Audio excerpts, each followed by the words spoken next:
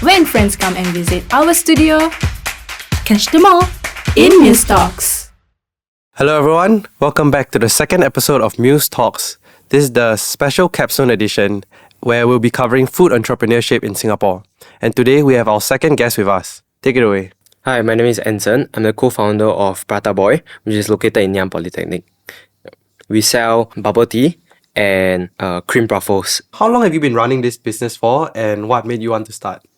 Currently, we're running the store for about 2 to 3 years since we won the BYOB competition.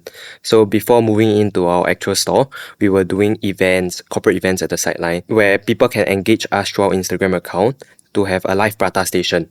Oh. And then at the same time, Ngee Ann had some events for them to introduce the new BYOB winners. So we participated some events on the sideline as well. And then when we moved in, that was officially when we started our operations. Can you walk me through more of the BYOB process? So can you describe what the process is like? The BYOB competition actually starts in August, where participants will have to form a group of 3 to 5 members inside the group, and then they will have to prepare a brief according to what is needed for like that year's competition. So if I'm right, it can be through like presentation slides or creating a Word document sharing about what products you'll be selling, the name of your store, as well as when will you be able to break even and get back your money. Because I think Ngee Ann is quite concerned about whether if the business is sustainable, and then how the store will look like, and then other details as well lah. Yeah. You mentioned earlier to me that this idea was pitched to you by a friend's friend, right? Yeah. So how did that happen? One day I just received a text from one of my old friends lah. Like we don't really like keep in contact that often, but then like occasionally we reply each other's stories and whatsoever. And then one day he just texted me like, bro, my friend is looking for group members in this competition to start a business. Will you be interested? And then I think without hesitation I just said like, yeah, like please let me know. And then I think that was when it started to kick off. Bring back to like how the overall flow of like the BYOB competition was, right? So after submitting your brief, you have to wait for 1 or 2 months for them to like read, for the judges or to read through your brief and whatsoever. So that takes about 1 or 2 months. Then after that, there comes stage 2, where the filtering process has ended. So out of like all the participants, maybe 50 to 100 groups, right? Only like 10 groups stays in the second stage. And then they would try to prep you up by having a small event where they have like other entrepreneurs, such as from Entrepreneur Singapore, for them to see through how you'll be presenting during the final stage, and then giving you some pointers and how you can improve and whatsoever. So after that, I think a week or 2 later comes the final presentation, where they'll be inviting judges from like the finance side and the F&B side to judge your product and the feasibility of it. Oh, so in between the second and third stage, it's just a preparation lah. No one gets eliminated lah. Yeah. So basically, I won't say the finalist, but like just the confirmed participants. Cause if not, they will have to like filter through around 50 to 100 groups, which will take like forever. Okay, yeah. Makes sense. The idea of truffles, so was that always the idea, or how did the idea start?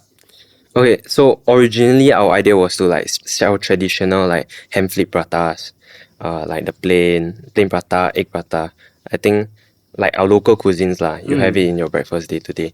And then, but the problem was that during this process, we had some concerns from the Ngee Ann side, where we were actually flipping the prata like outside of the indoor area, like the outdoor area. And then there came like hygiene concerns, safety concerns, like what if someone gets hurt outside the store whatsoever. So we went back and forth. We tried to negotiate with them, but sadly they were very adamant about it.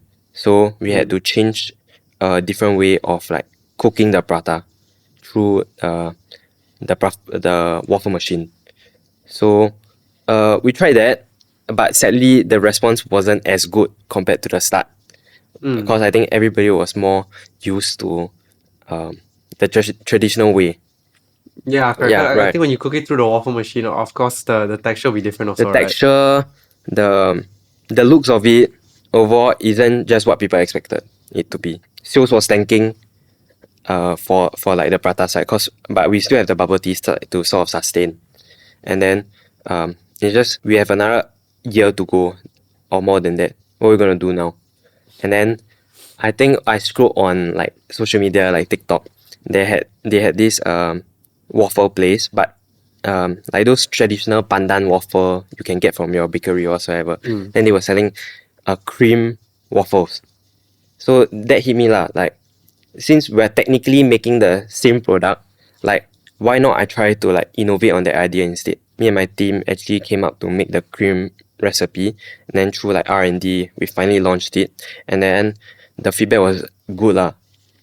So that was when we continued to make truffles, and then we tried to do like a monthly special, but the thing is that currently I'm in army, so I don't have like that much time. Like I cannot go down and then try to innovate.